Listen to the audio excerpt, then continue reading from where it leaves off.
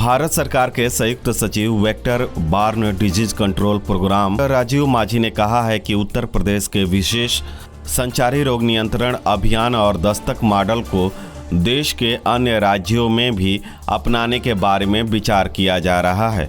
अखिल भारतीय आयुर्विज्ञान संस्थान एम्स गोरखपुर में पत्रकारों से बातचीत करते हुए एक सवाल के जवाब में उन्होंने इन दोनों मॉडल की सराहना की।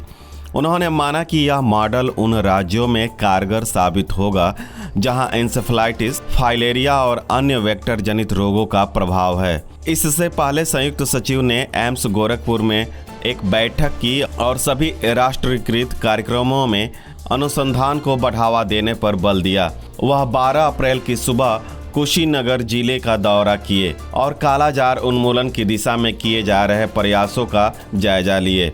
वहां वह कुष्ठ रोग कार्यक्रम की स्थिति भी देखी।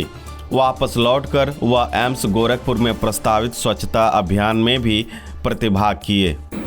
सर, उत्तर प्रदेश में संचारी रोग नियंत्रण अभियान चलता है, दस्तक अभियान चलता है, केवल उत्तर प्रदेश में चलता है, तो इसके बारे में केंद्र की क्या राय है या केंद्र ने किस नज़रिए से इसको देखा है? क्या ये पूरे देश में इसको लागू किया जा सकता है? क्योंकि इनसे जेई को कंट्रोल करने में दस्तक और संचारी रोग नियंत्रण अभियान की बड़ी भूमिका रही है। बहुत बड़ी भूमिका रही है, मैं बिल्कुल सहमत हूँ आपसे।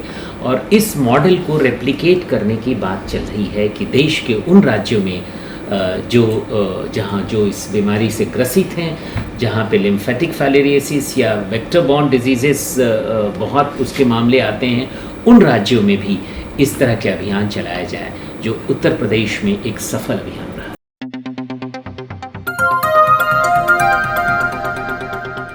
बजाओ जरा झूम के बजाओ, बजाओ बजाओ जरा झूम के बजाओ।